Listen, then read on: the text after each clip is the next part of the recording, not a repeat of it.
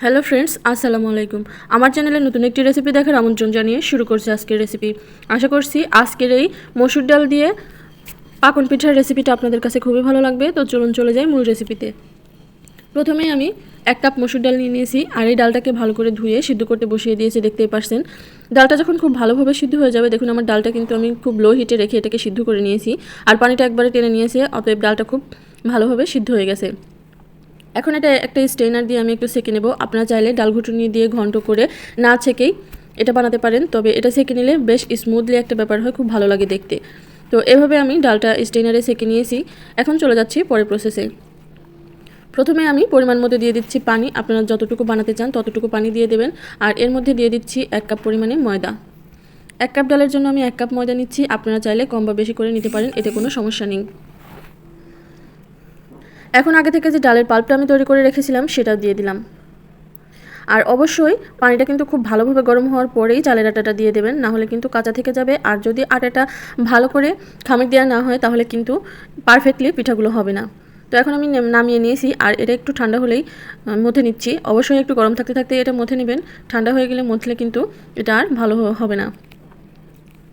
তো এভাবে স্মুথলি আমি এটাকে একটা খামির তৈরি করে নিয়েছি। এখন সেখান থেকে অল্প একটু নিয়ে এভাবে একটা ছোটো করে রুটির মতো বেলে নিচ্ছি আর এরকম মোটা করে রেখেছি প্রায় 1/2 ইঞ্চির মতো। এখন আমি একটু তেল মেখে নিচ্ছি এর উপরে। সয়াবিন তেল মেখে নিলে এটা আঁকতে মানে ডিজাইনটা করতে খুবই সহজ হয়। আর একটা কুকি কাটার দিয়ে এভাবে দাগ টেনে নিচ্ছি। আপনারা চাইলে যে কোনো কিছু দিয়ে আঁকিয়েও নিতে পারেন, যে এইভাবে। তো আমি আরও একটা দাগ এভাবে দিয়ে দিলাম। আর খুব সহজে আজকের এই ডিজাইনটা করে দেখিয়েছি। একদম যারা নতুন নকশি পিঠা বানানো তারাও কিন্তু খুব সহজভাবে এই রেসিপিটা তৈরি করতে পারবেন। একটা বোতলের ক্যাপ দিয়ে মধ্যে এভাবে দাগ দিয়ে নিচ্ছি আর এই যে একটা ডিজাইন করে দিচ্ছি খুব সহজভাবে। এবার একটা টুথপিকের সাহায্যে একটা ভি শেপের টিন কাটারের সাহায্যে আমি চারকোনাটা এরকম ডিজাইন করে নেব। আমার কাছে ভি শেপের টিন কাটার ছিল না, আমি কয়েলের স্ট্যান্ড দিয়ে এভাবে ভি শেপের টিন কাটার বানিয়ে নিয়েছি। আপনারা চাইলে যে কোনো কিছু দিয়ে এভাবে ডিজাইনটা করে নিতে পারেন। তো আমার সাইডের ডিজাইনটা হয়ে গেছে। আমি এখন একটা টুথপিকের সাহায্যে এভাবে করিয়ে দিচ্ছি। আমি খেজুর কাটা দিয়ে করছি, আপনারা চাইলে কিন্তু টুথপিক দিয়েও করতে পারেন। এই ডিজাইনটা অনায়াসেই হয়ে যাবে খুব ভালোভাবে। তো মধ্যে থেকে এটুকু এভাবে তুলে দিচ্ছি।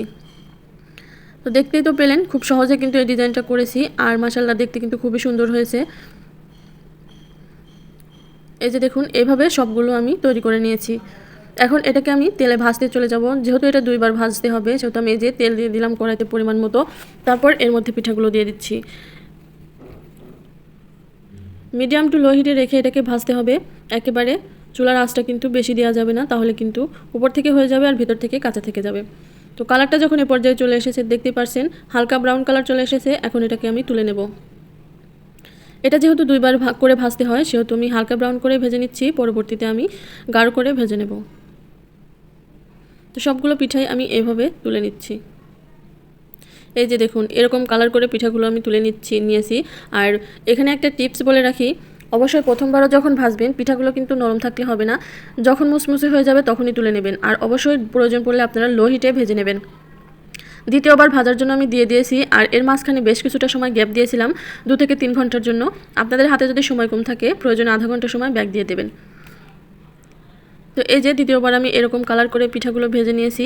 এখন একটা গুড়ের শিরা তৈরি করব। তো তার জন্য এখানে 1 কাপ গুড় দিয়ে দিয়েছি আর এর মধ্যে দিয়ে দিচ্ছি 1/2 কাপ চিনি আর দিয়ে দিচ্ছি 1/2 কাপ পানি। এখন এই চিনি শিরাটাকে একটু ঘন করে জাল করে নিতে হবে। পিঠাগুলো খেতে কিন্তু ভীষণই মজাদার হয়, আপনারা বাসায় একদিন ট্রাই করে দেখবেন। তো এখন এটাকে চেক করে দেখে নেবেন, হাতের মাঝে যখনই একটু চ্যাটপেটে ভাব চলে আসবে তখনই আমি চুলাটা অফ করে দিচ্ছি। আর চুলার এই শিরার মধ্যে, গরম শিরার মধ্যেই এই পিঠাগুলো দিয়ে 2 থেকে 3 বার উল্টে পাল্টে পিঠাগুলো তুলে নিতে হবে। বেশিক্ষণ ভিজিয়ে রাখার কোনো প্রয়োজন নেই, 2-3 বার এরকম উল্টে পাল্টে পিঠাগুলোকে আমি তুলে নিলাম। আর পিঠাগুলোর কালার কিন্তু মাশাআল্লাহ অনেক সুন্দর এসেছে। আপনারা যদি বাসায় ট্রাই করেন আমাকে কিন্তু কমেন্ট করে জানাতে একদমই ভুলবেন না। আর পিঠাগুলো অনেক মুসমুসে হয়েছে, বাচ্চা থেকে বড়দের খুবই প্রিয় একটা রেসিপি। আর এটা কিন্তু বোঝা যাবে না যে এটা ডালের তৈরি নকশি পিঠা। আপনারা বাসায় ট্রাই করলে খেলেই বুঝতে পারবেন যে এটা কতটা মজা। আমি একটা ভেঙে দেখিয়ে দিচ্ছি এটা কতটা মুসমুসে আর রসালো হয়েছে, দেখে নিশ্চয়ই বুঝতে পারছেন।